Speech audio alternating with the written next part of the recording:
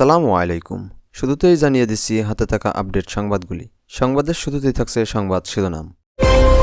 শুরুতেই জানিয়ে দেব খাগড়াছড়িতে আওয়ামী লীগ নেতার বাড়িতে হামলা। এরপর জানিয়ে দেব সড়কে কমছে না মৃত্যুর মিছিল, জিএম কাদের। সর্বশেষ জানিয়ে দেব নেতানিয়াহু হিটলারের চেয়েও ভয়ঙ্কর বলছেন কাদের। শুনছিলেন সংবাদ শিরোনাম, এখন বিস্তারিত। এবং তার আগে অনুরোধ থাকবে ভিডিওতে একটি লাইক এবং কমেন্ট করে জানিয়ে দিন আজকের এই ভিডিও সম্পর্কে আপনার মূল্যবান মতামত।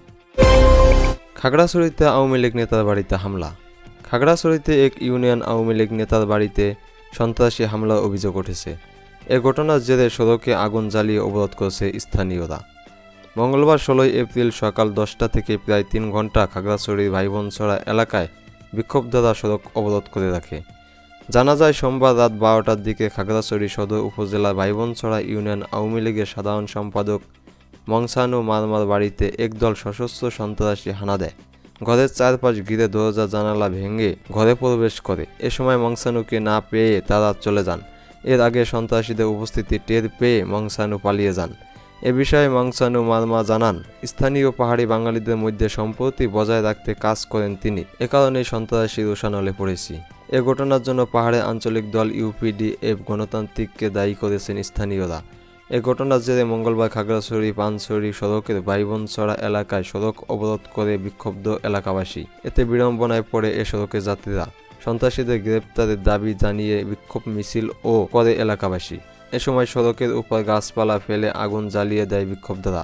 এতে সড়কটিতে প্রায় 3 ঘন্টা যান চলাচল বন্ধ ছিল।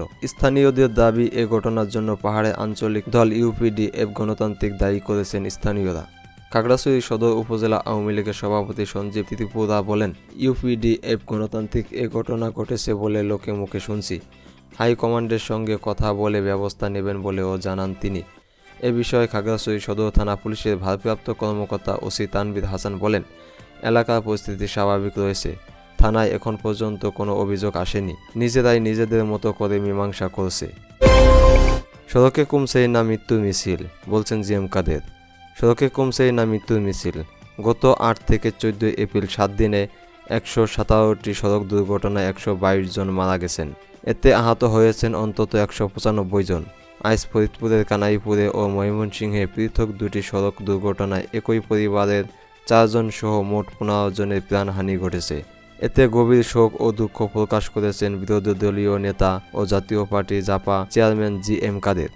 মঙ্গলবার 16 এপ্রিল গণমাধ্যমে পাঠানো এক শোকবার্তায় নিহতদের বিদেহী আত্মার শান্তি ও আহতদের দ্রুত সুস্থতা কামনা করেছেন তিনি। পাশাপাশি তিনি শোক সন্তপ্ত পরিবারের প্রতি সমবেদনা জানিয়েছেন। শোকবার্তায় জাপা চেয়ারম্যান বলেছেন, প্রতিদিনই সড়কে প্রাণ যাচ্ছে, কোনো প্রতিকার নেই। সড়কে প্রতিদিনের অপমৃত্যু যেন স্বাভাবিক ঘটনা। প্রতিদিন এমন দুর্ঘটনার সংবাদ মেনে নেওয়া যায় না। তিনি আরও বলেন, তদন্ত করে দুর্ঘটনার কারণ প্রকাশ করতে হবে এবং দায়ীদের বিরুদ্ধে আইনানুগ ব্যবস্থা নিতে হবে। সড়ক ব্যবস্থাপনায় জবাবদিহিতা নিশ্চিত করতে হবে। শোকবার্তায় বিরোধী দলীয় নেতা বলেন, নিহতদের পরিবারকে যৌক্তিক ক্ষতিপূরণ দিতে হবে। একই সঙ্গে আহতদের প্রয়োজনীয় চিকিৎসা নিশ্চিত করতে হবে। নেতানিয়াহু হিটলারের চেয়েও ভয়ঙ্কর, বলছেন কাদের। গাজায় গণহত্যার নায়ক ইসরায়েলের প্রধানমন্ত্রী বেঞ্জামিন নেতানিয়াহু হিটলারের চেয়েও ভয়ঙ্কর রূপে আবির্ভূত হয়েছে বলে মন্তব্য করেছেন আওয়ামী লীগের সাধারণ সম্পাদক, সড়ক পরিবহন ও সেতুমন্ত্রী ওবায়দুল কাদের। মঙ্গলবার 16 এপ্রিল ধানমন্ডিতে আওয়ামী লীগ সভাপতি শেখ হাসিনার রাজনৈতিক কার্যালয়ে এক সংবাদ সম্মেলনে এ মন্তব্য করেন তিনি। ওবায়দুল কাদের বলেন, সারা বিশ্বই রণক্ষেত্রে পরিণত হয়েছে। মনে হয় দ্বিতীয় বিশ্বযুদ্ধে সময় হিটলারের যে দাম্ভিকতা, যুদ্ধংদেহী মনোভাব ছিল, সেটা আবারও নতুন করে বিশ্ব রাজনীতিতে দেখতে পাচ্ছি। হিটলার যে হলোকাস্ট ঘটিয়েছিল, 60 লাখ ইহুদি হত্যা করে, আজ সেই একই রূপে আবির্ভূত হয়েছে গাজায় গণহত্যার নায়ক ইসরায়েলি প্রধানমন্ত্রী নেতানিয়াহু। আওয়ামী লীগ সাধারণ সম্পাদক বলেন, এই নেতানিয়াহু জাতিসংঘকে মানে না, হোয়াইট হাউসকে তোয়াক্কা করে না, আমেরিকান প্রেসিডেন্টের কথা শোনে না।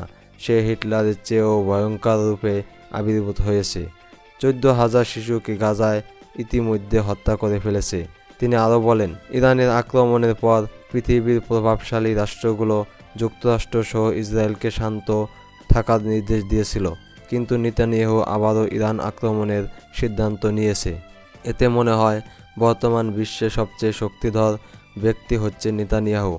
আপন ইচ্ছায় চলেন, যা খুশি করেন, যাকে ইচ্ছা তাকে মারেন, ও ভাতে মারেন, পানিতে মারেন, এয়ার স্ট্রাইক করে মারেন। এটা পৃথিবীর ভয়ঙ্কর চিত্র। তার দাপট মনে হয় হিটলারকেও ছাড়িয়ে যাবে।